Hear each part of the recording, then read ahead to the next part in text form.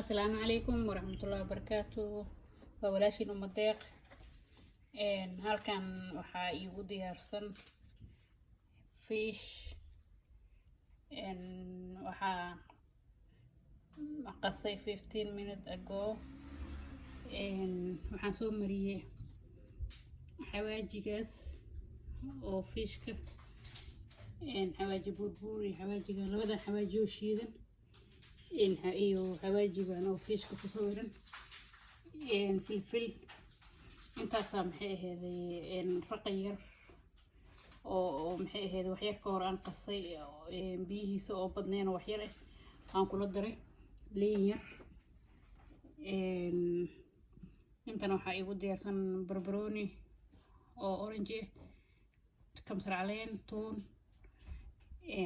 saxankan ay igu diyaarsan oo kusoo shubanaya kadib kamsar caleenta iyo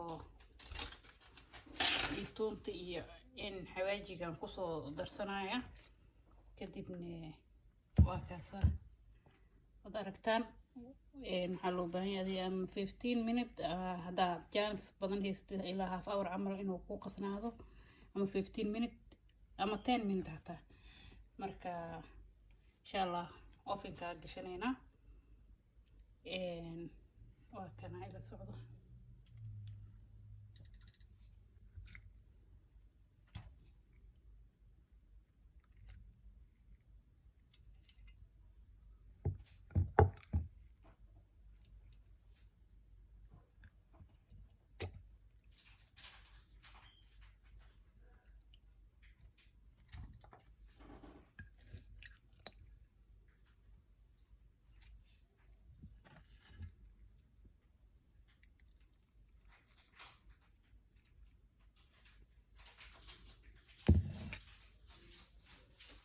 ايوه لا واد aragtaan insha Allah markaas oo soo baxaa maxay ahaydey noo balan ah afkaan ka xirnaya ovenka gashanaya.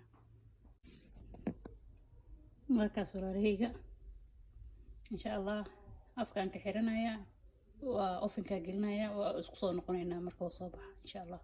waa kana walaalahayga uu noo soo baxay fishkii noocaan waaye wad aragtaan maxay ahaydey jabatigaasa insha Allah jabatiga diyaarsan oo maxay ahaydey in la kulkuleeyo u baahan hal lagu cun rabaa maxay ahayd waa ka saaxiib ma sha Allah.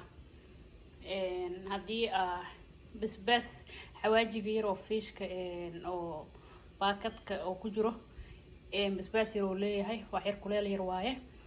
haddii basbaas yar ahayn maxay ahayd xawaajida kale inta marsan kartaa saas ula socdo insha Allah. haddii maxay ahayd wax yar kuleel u baahan tahayna waa marsan kartaa waa ku darsan kartaa maxay ahayd filfisha iyo xawaajida kale iyo waa ku deysan kartaa. waa kaasaha ishcalaa waaye. assalaamu calaykum waraxmatullaahi wabarakaatu. walaalahayga khayr iyo barwaaqo isku ognahay afis iyo masaabax. assalaamu calaykum waraxmatullaahi wabarakaatu.